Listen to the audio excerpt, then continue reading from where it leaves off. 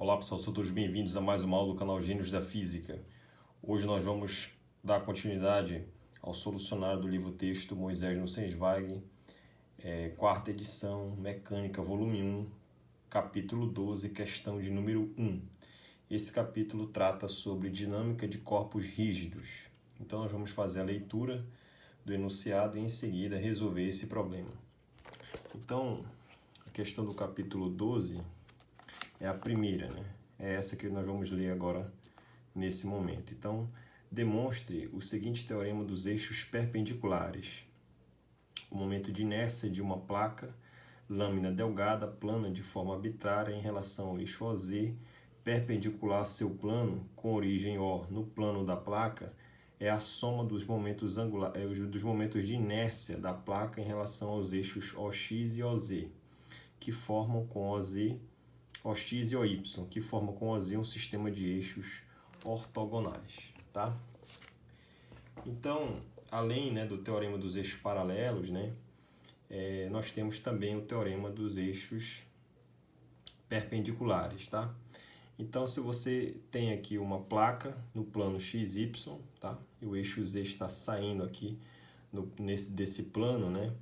Essa placa vive no plano XY e o eixo Z está perpendiculares aqui a esses eixos ordenados. Então, nós sabemos, pessoal, né, que essa placa tem uma massa M e você vai pegar um pequeno elemento infinitesimal dm de massa. E aí, né, esse elemento infinitesimal de massa, eu posso representá-lo né, em coordenadas cartesianas ou em coordenadas esféricas. Então, vou utilizar aí um pouco das coordenadas cartesianas, esféricas e as coordenadas polares para encontrar esse resultado, essa relação.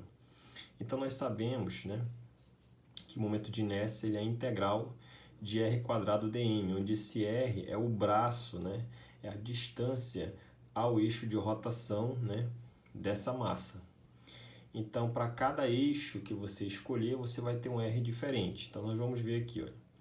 Então, essa quantidade de momento de inércia é a inércia associada a girar algo em torno de um eixo, tá? Essa quantidade ela é representada, ela pode ser calculada através dessa integral, tá? Então, o momento de inércia no eixo Z, né? Se você tem um eixo Z aqui e um ponto desse plano XY, um ponto dm de massa infinitesimal dm, eu posso descrevê-lo, né, a uma distância da origem, uma distância que eu chamo de ρ, né?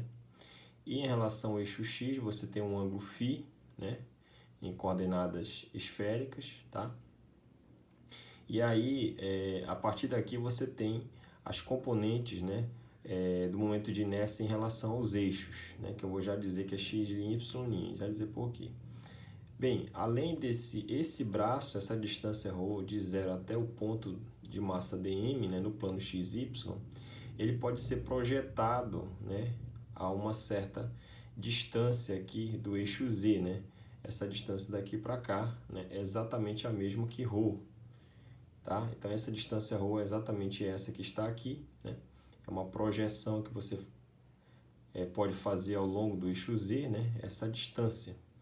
E o ângulo, né?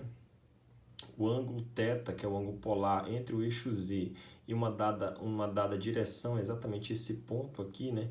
Ele pode ser projetado no espaço e esse ponto está a uma distância da origem R, tá? E essa é uma inclinação θ, a inclinação polar. Então, em coordenadas esféricas, nós sabemos que um ponto R qualquer do espaço, né? Ele é dado como sendo em função de R, de θ e de φ. Ângulo polar, ângulo azimutal e distância R. Em relação ao sistema de eixo cartesiano, você pode escrever esse ponto no espaço como sendo uma componente x, uma componente y e uma componente z, para representar esse ponto no espaço, tá? Então, nós sabemos que o momento de inércia no eixo z, usando a fórmula, ele vai ser uma integral, né, em dm, só que o r quadrado vai ser z' quadrado. Quem é z', né? Z' é a distância, né, do ponto ao eixo de rotação. Então, se eu quero girar esse ponto em torno do eixo Z, é exatamente a distância perpendicular ao eixo, né, de rotação. Então, essa projeção aqui, né, perpendicular ao eixo é essa distância. Daqui a aqui eu chamo de z', e é z' que entra no cálculo, né? Esse é exatamente a distância do elemento de massa em relação ao eixo de rotação, tá? Uma direção perpendicular, tá? Então aqui você tem um triângulo retângulo, né? Você pode relacionar esse z' com o r através de uma função do tipo seno. Então z', que é essa distância daqui para cá, se você utiliza esse triângulo retângulo, z' é r seno de θ. Como está ao quadrado, você escreve dessa forma. Então vou deixar aqui, esse é o momento de inércia no eixo z. Porém, o momento de inércia no eixo x e y, você vai calcular da mesma maneira, só que vai mudar agora as componentes, tá? Então, o momento de inércia no eixo x, né? Então, em relação ao eixo x, o momento de inércia esse ponto aqui é exatamente esse, né? Essa projeção, elemento de massa dm. Então, a distância do eixo de rotação até o elemento de massa, essa distância eu chamo de x', se eu estou girando no eixo x. Se eu estou girando no eixo y, essa distância vira y', que é esse camarada aqui. Então, em relação ao eixo x, essa distância x', eu posso relacionar com φ através de uma relação seno, né? Seno de φ é x' sobre hipotenusa. Você tem um triângulo retângulo aqui, essa hipotenusa é o ρ, tá? Então, x' vai ser ρ seno de φ, tudo ao quadrado. Já y' em relação ao eixo y vai ser, bem, é esse ângulo é 90 menos φ. Então, 90 menos φ é esse ângulo. Esse ângulo eu posso usar a relação trigonométrica de seno, que relaciona y' com o ρ, que é essa distância aqui, tá? Aqui forma outro triângulo retângulo. Então, com isso, y' vai ser o seno de π sobre 2 menos φ, né? Você pode abrir esse seno, né? Se você abrir um seno de π sobre 2 menos φ, cosseno do primeiro, seno do primeiro, cosseno do segundo, menos o seno do segundo, cosseno do primeiro. Você pode mostrar que esse seno de π sobre 2 menos φ é cosseno φ. Com isso, aqui você pode elevar ele ao quadrado e substituir nessa fórmula, encontrar o momento de inércia no eixo y, né? Vai ser ρ quadrado cosseno quadrado de φ dm. Bem, já que eu quero mostrar o teorema dos eixos perpendiculares, então eu preciso somar o momento de inércia no eixo x e o momento de inércia no eixo y. Quando você faz isso, né, perceba que aqui é ρ seno quadrado de φ e aqui é ρ cosseno quadrado de φ, a mesma integral em dm, tá? Bem aqui, ó.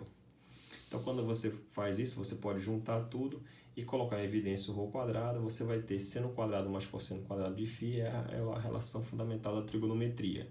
Esse resultado dá 1. E aí você pode mostrar que a soma do momento de inércia no eixo x e y, ela é uma integral de ρ quadrado dm. Mas lembra que ρ quadrado, que é essa distância daqui até aqui, é a mesma distância z', né? E z' é r seno de θ, tá? Então esse ρ é r seno θ. R seno θ, eu já sei que ele é o z'. Então, se eu sei que ele é o z' ao quadrado, né, dm, essa integral aqui é exatamente a integral do momento de inércia em relação ao eixo z. Então, nós acabamos de mostrar que o momento de inércia no eixo z, ele é uma soma de momento de inércia no eixo x e y, se você estiver considerando um sistema de coordenadas cartesiano, onde o x e y mora no plano, onde está a distribuição de massa m, que a priori pode ser qualquer, né? A única condição é que você tem uma massa distribuída no plano x e y, não importa se ela é um quadrado, se ela é um retângulo, um losango, uma barra, não interessa, né? Você pode aplicar o teorema dos eixos perpendiculares que é dado por esse resultado, tá certo? Espero que todos tenham gostado. Até mais e bons estudos!